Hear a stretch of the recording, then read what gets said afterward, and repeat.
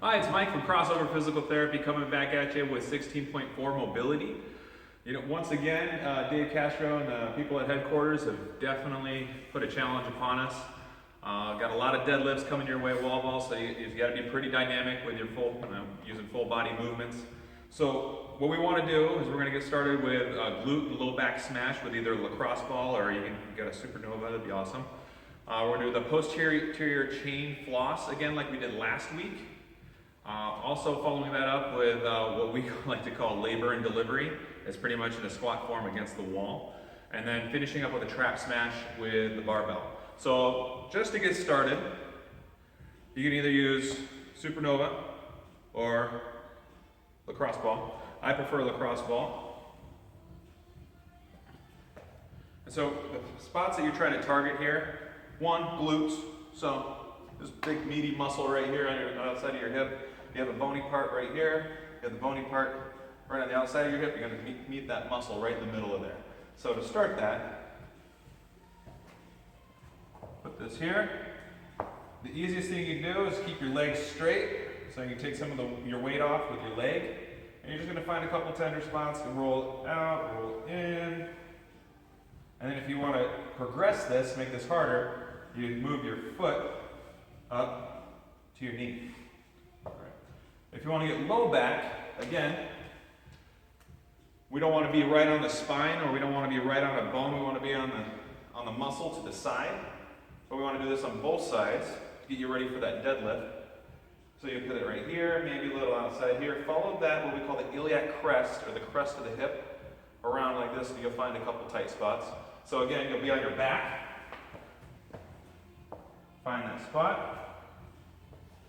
I like to start with feet flat on the floor, and just roll up, down, so you find a tight spot. Once you find a good spot, what you can do to progress this is pull your knee to your chest, and then even pull the knee out to the side. You'll do that for 2 minutes on each side as well.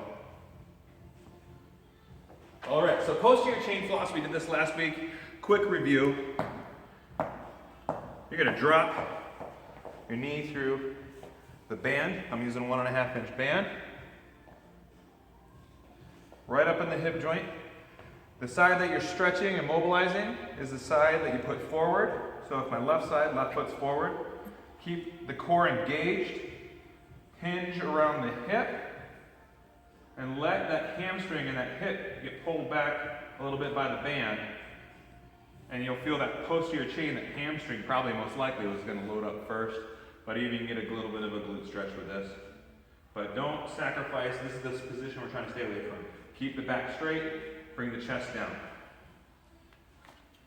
Again, about 2 minutes on each side. All right, so we're going to talk about labor and delivery. What you can do is that you're going to go up to the wall, bring your hips as close as you can, roll into it, a deep squat like if you had a barbell on your back, and you're only putting your hips as close to the wall as long as you keep your back flat against the floor. You don't want to see your hips up like this and try to do this.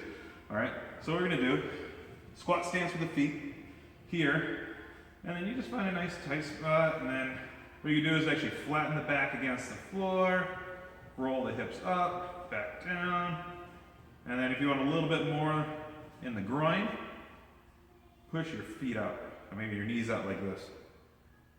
All right. All right, so you can understand why we call that labor and delivery.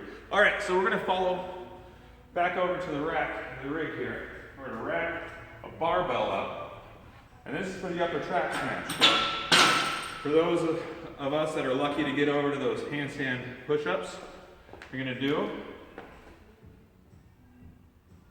is get that right at the nape of the neck. Try to balance that bar right on that upper trap. And then you're going to keep thumb up towards the ceiling. And then you're going to lift,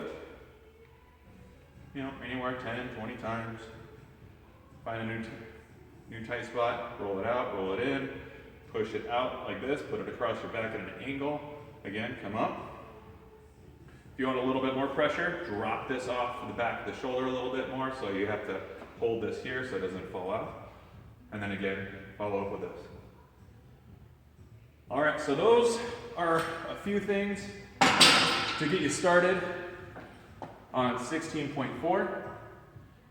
These are great to do before, midday, right before the WOD, but really important to do post-WOD as well, so it helps you with your recovery. All right, let's go have some fun with this one.